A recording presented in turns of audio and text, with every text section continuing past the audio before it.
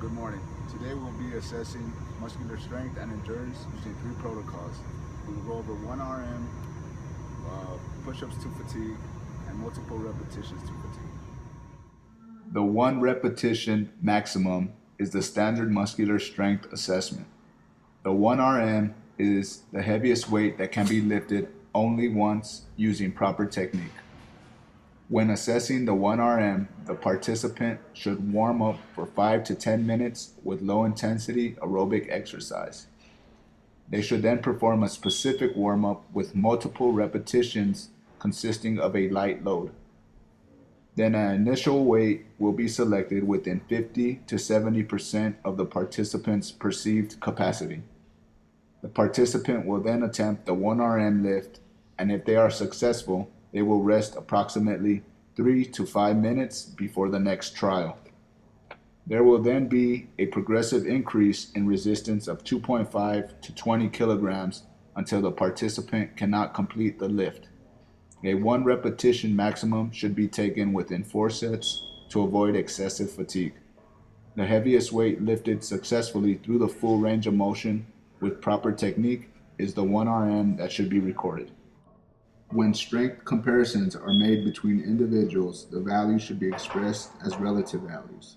For example, a participant who weighs 100 kilograms and lifts 75 kilograms on the chest press exercise has a relative strength score of 0.75 hundredths kilograms times kilograms to the power of -1, whereas a participant who weighs 80 kilograms and lifts the same amount of weight on the same exercise has a relative strength score of 0.94 hundredths kilograms times kilograms to the power of -1. Both participants have the same absolute strength on the chest press exercise, but the lighter participant has a higher measure of relative upper body strength. This is important when comparing individual strength performance between participants. The equation used to calculate a participant's strength is the strength to weight ratio. The equation is weight pushed divided by the weight of the individual. A sample of the strength to weight ratio is as follows. The participant pushed 220 pounds, so divide 220 pounds by the participant's weight, which was 175 pounds. Once you obtain the value, you will refer to the chart on the ACSM guidelines book to see where the participant stands.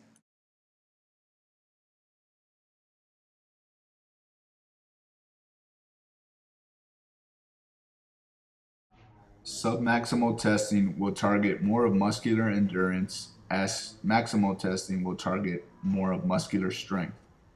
When performing submaximal testing, participants will include adolescents, older adults, sedentary individuals who have no experience with resistance training, and 10 to 15 repetitions should be conducted for the test. For maximal testing, the participants considered should be at high risk for or with known CVD, pulmonary, and metabolic diseases and health conditions. 3 or less repetitions should be done when performing the test. A test of anaerobic endurance is much safer than 1 RM lift because it involves submaximal loads. If the participant knows the most weight he or she can lift using proper form for exactly 10 reps, then you will divide that weight by 0.75 hundredths, and that number will give a rough estimate of the participant's 1 RM. If the participant does not know the most weight they can lift for exactly 10 reps, then the participant can find out through trial and error. The equation for predicting 1 RM based on the reps to fatigue is only valid for predicting a 1 RM when the number of reps to fatigue is less than 10. If the reps exceed about 10, then the test becomes less accurate for evaluating anaerobic endurance and estimating 1 RM. The equation for predicting 1 RM is the following. The predicted 1 RM equals weight lifted divided by 1.0278 minus 0.0278 times x, where x equals the number of reps performed. An example equation for a participant is shown here.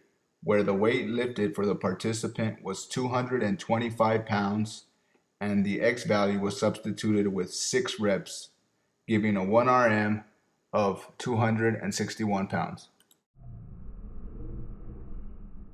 The purpose of the push-up assessment is to determine how many push-ups can be completed to reflect upper body muscular strength and endurance. The push-up test is administered with the participant starting in the standard down position. The hands should be pointing forward and under the shoulders. Keep back straight, head up, and using the toes as the pivotal point. For the modified knee push-up, the participant starting position should be with the legs together. The lower legs are in contact with the mat, ankles are plantar flexed, the back should be straight, hands shoulder width apart, keep their head up, use the knees as the pivotal point. To perform the regular and modified push-up, the participant must raise the body by straightening the elbows and return to the down position until the chin touches the mat. The stomach should not touch the mat. The participant's back must be straight at all times and must push up to a straight arm position.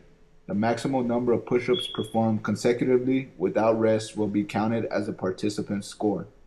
The test will begin when the participant is ready, and the test will be stopped when the participant strains forcibly or can't maintain the proper exercise technique within 2 repetitions.